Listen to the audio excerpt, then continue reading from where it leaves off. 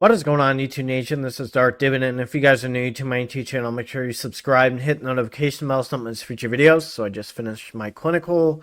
I got 3 more clinicals to knock out. But I'm going to explain to you why I don't buy these dividend stocks. A lot of people still like these dividend stocks. I just am not a fan of them. And I'm going to explain to you my rationales as to why. As a dividend investor, I like dividend stocks that are high yield. All 3 of these are high yield. I like dividend growth in them. For example, Arbor Realty Trust, high yield, revenues fantastic. Mortgage-backed real estate investment trust, keeping in line with the S&P. But these 3 have issues, and I'll tell you which one I think is the best. And I'm not giving financial advice. I'm still not going to buy them. So if you're new to this YouTube channel, make sure you subscribe and hit the notification bell so don't miss future videos. Smash that like button. Let's check these dividend stocks out right now. So the first one I'm avoiding, I did have them and I sold them and I got rid of them, and I highly doubt I'll rebuy them ever again, is AT&T. They're sitting at 15.13. Their dividend yield is 7.34%. That's even a problem right now. It's not even showing a PE ratio on Google Finance. The average volume is 38.55 million. The market cap is 108.16 billion US dollars. G range is 1446 to 2153. Its day range is 1510 to 1527, and its previous close is 1523. So everybody knows AT&T. I have them as a provider on my phone. So that's one thing. They were doing pretty well in 2020 and they took a massive dip. But I'm going to go over a few more things that are frustrating with these guys. So one of the first problems I see with these guys, and this is still another reason why I'm not going to buy them, is look at their revenue trends. If you're a dividend investor and you like dividend stocks that are high yield dividend stocks, and there's growth with dividend stocks like dividend growth and price per share, your revenue better be up there, inconsistent, because if the revenue is going up, usually the board of directors feel confident in hiking their dividend. But right now, if you look at this, 2016 says annually in millions US dollars, 163, 2017 160, 2018 170, 2019 181. There's a huge increase there. And then 2020 143, it dropped. Then 2021 134, and 2022 120. So you can't play the pandemic card in this situation after 2020. It's 120. It's the worst it's ever been since 2016. That is a decrease in revenue. That's atrocious. That is not acceptable for a dividend stock. And let's go over their dividend history. So I'm going to start in 2009. It was 41 cents. 2010, it was 42 cents. 2011, it was 43 cents. 2012, it was 44 cents. 2013, it was 45 cents. 2014, it was 46 cents to 47 cents in 2015, then 48 cents in 2016. And then it jumped to 52 cents in 2022, and they cut their dividend. They have a payout ratio of 44%. I already showed you their terrible revenue trends. The number of dividend increases in the last 5 years is 3. Dividend growth in the past 5 years is 12.59% in the negative. So that's because of the dividend cut. Dividend yield is 7.29%. So if you bought 1 share, you made 111 with a 7.29% dividend yield, and they cut their dividend.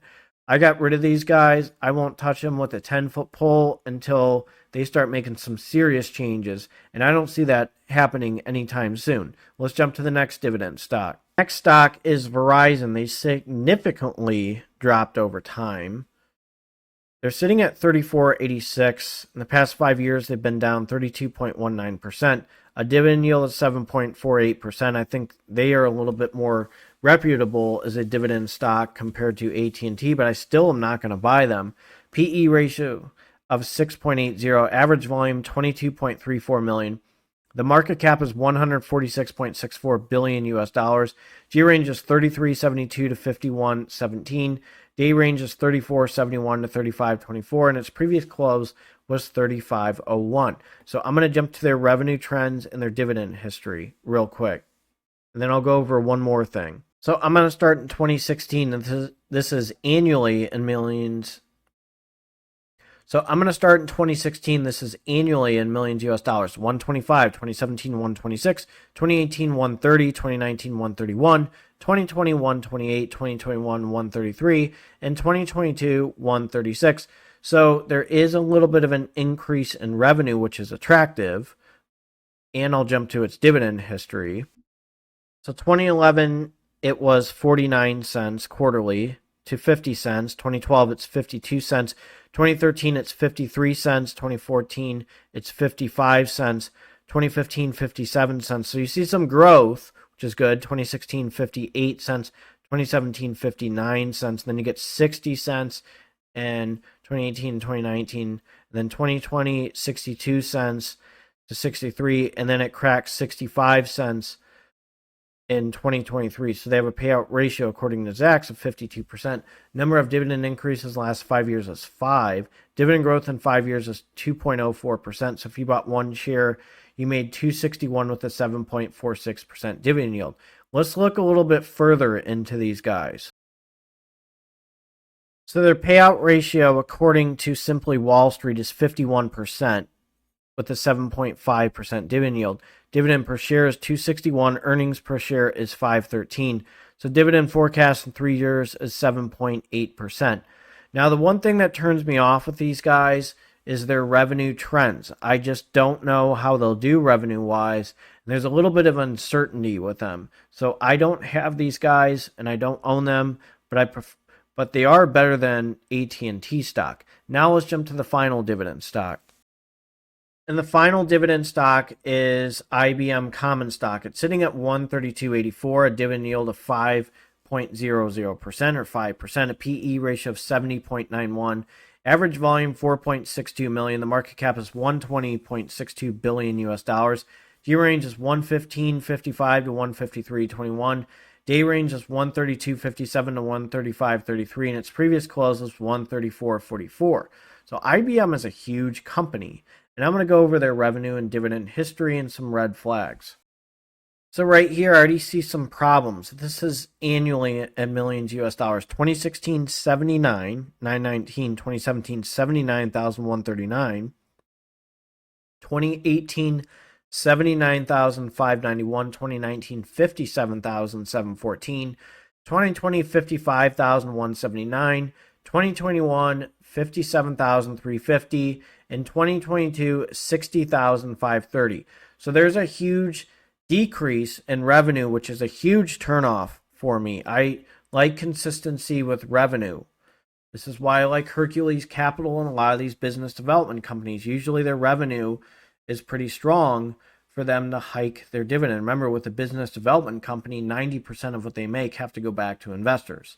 Now let's check out their dividend history. So let's start in 2009. It was 55 cents to 2010, 65 cents, 2011, 75 cents, 2012, 85 cents, 2013, 95 cents, 2014, 110, 2015, 130, 2016, 140, 2017, 150, 2018, 157, 2019, 162, 2020, 163, 2021, 164, 2022, 165, and they jumped to 166. So according to Zacks, they have a payout ratio of 73%. The number of dividend increases in the last 5 years is 6.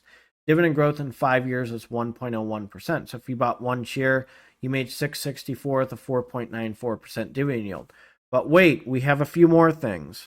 So I'm on koifin.com, and they did a really good job. So IBM, this is according to their website, and I have the link. I always provide my links up at the top just for proof. International Business Machines Corporation's dividend yield is 4.94%, so which means that for every $100 invested in the company's stock, investors would receive $4.94 in dividends per year.